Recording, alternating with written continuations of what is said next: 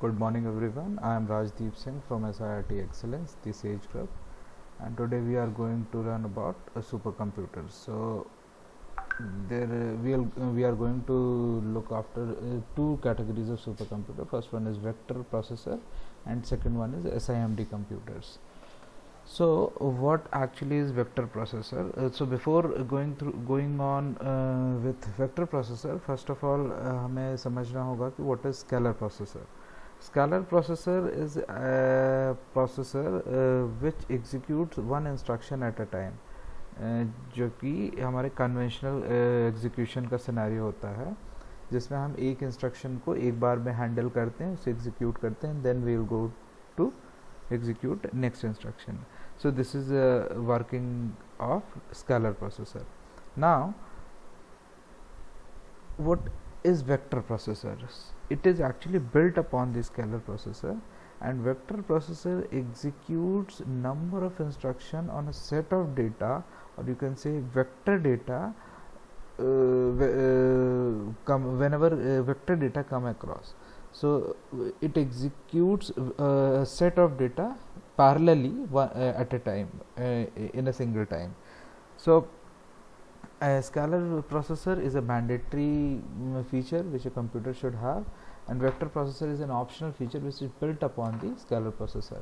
So first of all, whenever instruction is comes to control unit, it decodes it, and if it is a scalar type of instruction, it is executed with a scalar processor, and if it is of vector type, it will forward it to the vector functional pipeline, or vector processor in short. So we'll look after step by step. We'll look after how a vector processor computes its work. So this is the theory. I'll explain it to you with the help of the diagram of a vector processor. So vector processor, if you see this diagram, how a vector processor works. So here in this diagram you can see this is the mass storage. Program and instructions are loaded into the host computer from this mass storage, and the program and instruction is then loaded into the main memory. Now this main memory forwards the instruction to control unit, forwards the instruction only to the control unit. Now or we can specifically say that it will forward the instruction to scalar control unit.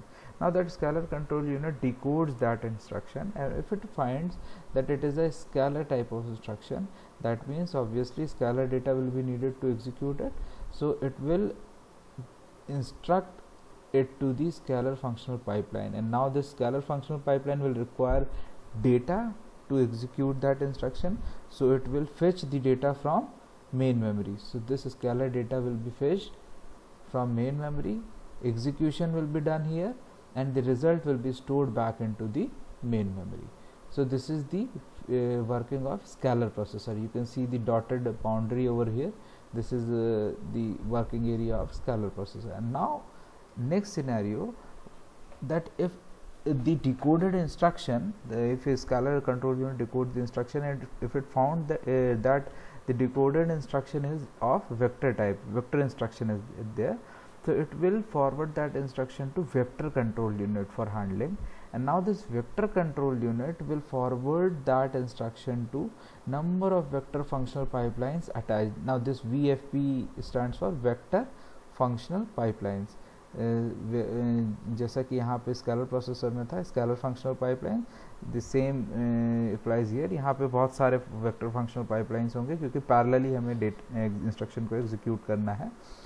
So there will be number of vector functional pipelines where the instruction will be executed, and the data will be fetched and stored back into the number of registers, which we will call as vector register. And this where from this data, where vector data will come from, this vector data is actually fetched from the main memory, and when the result is calculated, it will be stored back into the main memory. So this dotted boundary is representing the vector processor. So what is happening, एक बार और revise करते हैं हम कि सबसे पहले mass storage से program और इंस्ट्रक्शन होस्ट कंप्यूटर में लोड होगा. That host computer will forward it to the main memory, both program data and instruction, and then instruction is forwarded into scalar control unit. अगर इसे ये पता चलता है डिकोड करने के बाद कि it is of scalar type, it will be forwarded to scalar functional pipeline. Scalar functional pipeline main memory से वो डेटा फेच करेंगे, उस पर एग्जीक्यूशन करेंगे, और जो भी रिजल्ट कैलकुलेट होगा उसे वापस मेन मेमोरी में स्टोर बैक करेंगे. Now if scalar control unit डिकोड्स the instruction found that it is of vector instruction, then it will be forwarded to vector control unit for further handling, right? And this vector control unit will forward it to number of vector functional pipeline which are attached to this vector control unit, and a number of register which we call as vector register, जहाँ पे vector data हमारा intermediately stored होगा temporarily. So this vector data will be fetched from the main memory ultimately, and whenever result is stored back into the vector register, it will be stored back into the main memory ultimately. So this is the basic functionality of, or the basic working of vector processor. So this was the first here in this theory, all those things which I have discussed just now is written. You can see here that program and data are first loaded into main memory through a host computer. All the instructions are firstly decoded by a scalar control unit. If the decoded instruction is a scalar operation, it will be directly executed by the scalar processor using scalar functional pipeline. If the instruction decoded as a vector operation, it will be sent to the vector control unit, and so on, whatever I have just discussed it with you through this diagram. Now second category of the supercomputer is SIMD supercomputer, single instruction multiple data. Here also more than one you can say instruction is going to be executed on the set of data, or you can say more than one data.